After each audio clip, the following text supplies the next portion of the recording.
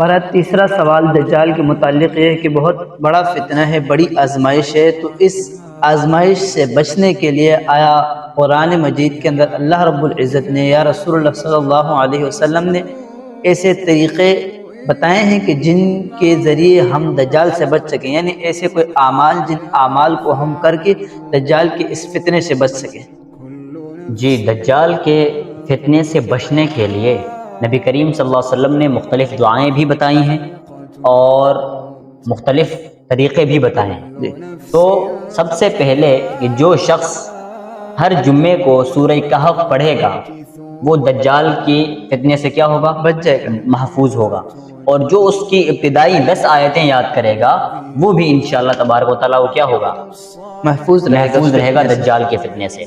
اور ابن عباس رضی اللہ تعالی عنہما فرماتے ہیں کہ علمنی رسول اللہ صلی اللہ علیہ وسلم هذا الدعاء کما علمنا سورۃ من القرآن۔ ابن عباس رضی اللہ تعالیٰ فرماتے ہیں کہ نبی کریم صلی اللہ علیہ وسلم ہمیں یہ دعا ایسے سکھلایا کرتے تھے جیسے کہ قرآن کی کوئی سورت سکھلا رہے ہوں۔ جب قرآن کی سورت کے مقابلے میں کسی دعا کو لایا جائے اس دعا کی بہت بڑی اہمیت اور فضیلت کے بارے میں دلالت کرتی ہے کہ نبی کریم صلی اللہ علیہ وسلم جس طرح ہمیں قرآن سکھاتے تھے اس طرح اس دعا کو پڑھنے کی بھی تلقین کیا کرتے تھے۔ کیا؟ اللہم انی اعوذ بک من عذاب جہنم واعوذ بک من عذاب القبر واعوذ بک من فتنة المسیح الدجال واعوذ بک من فتنة المحیا والممات۔ رواہ الحاکم فی کتاب البر والصلہ۔ امام حاکم رحمہ اللہ علیہ مستدرک الصحیحین میں کتاب البر والصلہ کے اندر اس حدیث کو لائے ہیں۔ ابن عباس رضی اللہ تعالیٰ عنہ کے راوی ہیں کہ نبی کریم صلی اللہ علیہ وسلم ہمیں یہ دعا پڑھنے کی تلقین اس طرح کیا کرتے تھے جس طرح ہمیں وہ قرآن سکھاتے تھے، یعنی ہمیں یہ دعا اس طرح یاد کرتے تھے جس طرح ہمیں قرآن یاد کیا کرتے تھے۔ اے اللہ میں عذاب قبر سے آپ کی پناہ مانگتا ہوں۔ اس کا مطلب یہ ہے کہ قبر کا عذاب برحق ہے، ٹھیک ہے، اور میں آپ سے جہنم کے عذاب سے پناہ مانگتا ہوں، اور میں آپ سے مسیح دجال کے فتنے سے پناہ مانگتا ہوں۔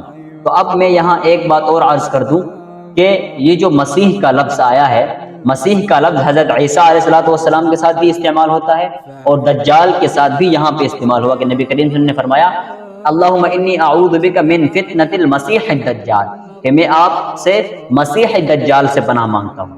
تو اب جو مسیح کا لفظ دجال کے ساتھ بھی ہے اور مسیح کا لفظ حضرت عیسیٰ علیہ السلام کے ساتھ بھی ہے، تو اب ان دونوں کے درمیان کیا فرق ہے؟ اب ہم مسیح دجال کو بھی مسیح کہتے ہیں، حضرت عیسیٰ کو بھی مسیح کہتے ہیں، ہم ان دونوں میں فرق کیسے کریں گے؟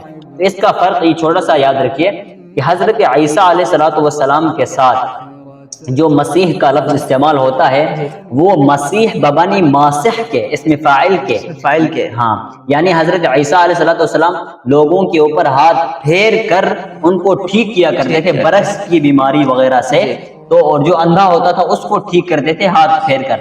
تو یہ مسیح کا جو لفظ حضرت عیسیٰ علیہ السلام کے ساتھ ہے یہ ماسح کے معنی میں ہے، اور جو لفظ مسیح دجال کے ساتھ ہے یہ مسیح بمانی ممسوح کے ہے کہ اس کی ایک آنکھ مٹھی ہوئی ہے، اس کی ایک آنکھ ممسوح، اس پر ہاتھ پھیر دیا گیا ہے، یہ اس میں مفعول کے معنی میں ہے۔ تو حضرت عیسیٰ علیہ السلام کے ساتھ جو مسیح کا لفظ آتا ہے وہ اس میں فاعل کے معنی میں، اور اس دجال کے ساتھ جو لفظ آتا ہے مسیح یہ مفعول کے معنی میں ہے کہ مٹا ہوا۔ تو یہ فرق ہے اب مسیح دجال اور مسیح عیسیٰ میں۔ اور جو دجال سے بچنے کے لیے کہا تھا کہ سورہ کہف کی تلاوت اور اس کی ابتدائی 10 آیتیں اور نبی کریم صلی اللہ علیہ وسلم کی بتائی ہوئی یہ حدیث۔ ابن عباس فرماتے ہیں کہ ہمیں تلقین کیا کرتے تھے بہت زیادہ پڑھنے کی۔